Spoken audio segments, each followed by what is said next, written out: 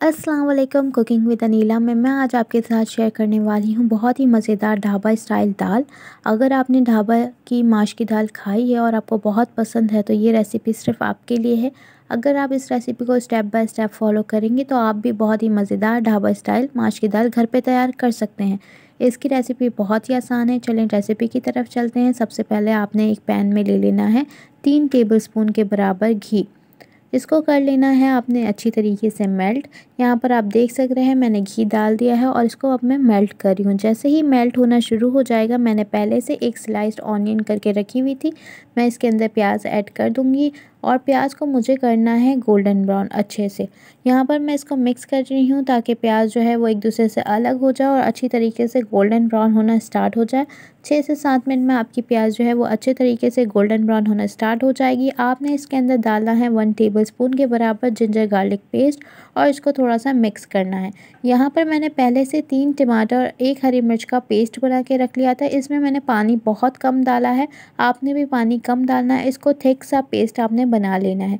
आपने ये सारा पेस्ट जो है वो प्याज के साथ ऐड कर देना है और अच्छे तरीके से चम्मच चलाते रहना है ताकि जो टमाटर का कच्चापन है वो भी ख़त्म हो जाए और अच्छी तरीके से ये मिक्स हो जाए।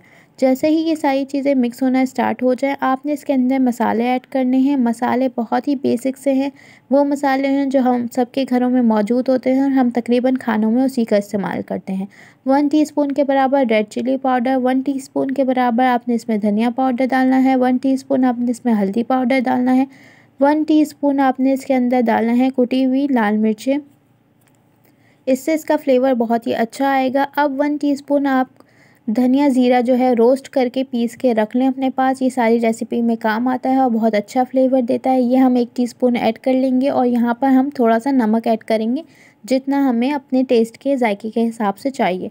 इसको अच्छी तरीके से आपने चम्मच चला के मिक्स करना है और इतना मिक्स करना है कि ये मसाले अच्छी तरीके से पक जाएँ। यहाँ पर आपने कोई किसी किस्म का कोई पानी ऐड नहीं करना, चम्मच चलाते रहना है। हाई फ्लेम पे आप इसको भूनेंगे। जैसे ही इसकी भुनाई कंप्लीट हो जाएगी और ऑयल जो है वो सेपरेट होना स्टार्ट हो जाएगा। आप देख रहे हैं साइड में ऑयल जो है वो सेपरेट होना स्टार्ट हो गया है। माश की दाल मैंने 2 कप पहले से ही बॉईल करके रखी हुई थी, अच्छी तरीके से बॉईल कर ली है। इसमें कोई कच्चापन नहीं है पर ये टूटी नहीं है, ये बिल्कुल साबुत साबुत सी माश की दाल है। ये आप इसके अंदर ऐड कर देंगे और जो बॉईल करते हुए जो माश की दाल का पानी है वो भी इसके अंदर आप थोड़ा सा ऐड करेंगे, ज़्यादा ऐड नहीं करेंगे। इससे इसका फ्लेवर बहुत अच्छा आएगा। जैसे कि माश की दाल का टेक्सचर होता है थोड़ा सा थिक टाइप का, वो आ जाएगा।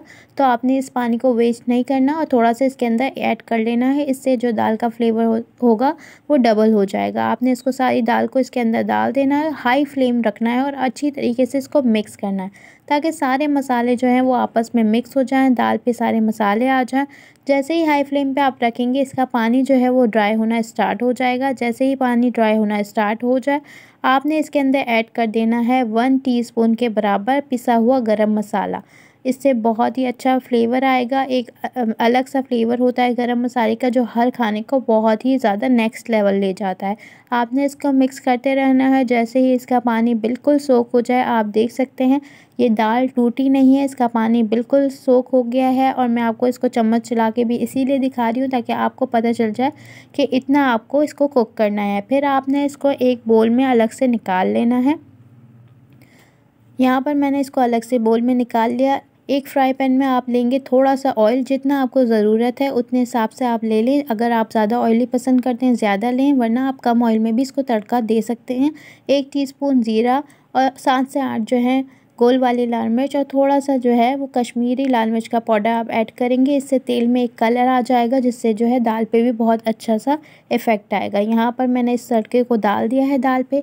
ये बहुत ही बेहतरीन लग रही है, आपके सामने है बिल्कुल कि ये कितनी ज़बरदस्त बनी है। जैसे आप ढाबे पे खाते हैं ये उसी तरीके से बनी है। इसके ऊपर आप धनिया और हरी मिर्चों के साथ इसको गार्निश करें। अगर रेसिपी पसंद आई तो हमारे चैनल को सब्सक्राइब कीजिए। Thank you.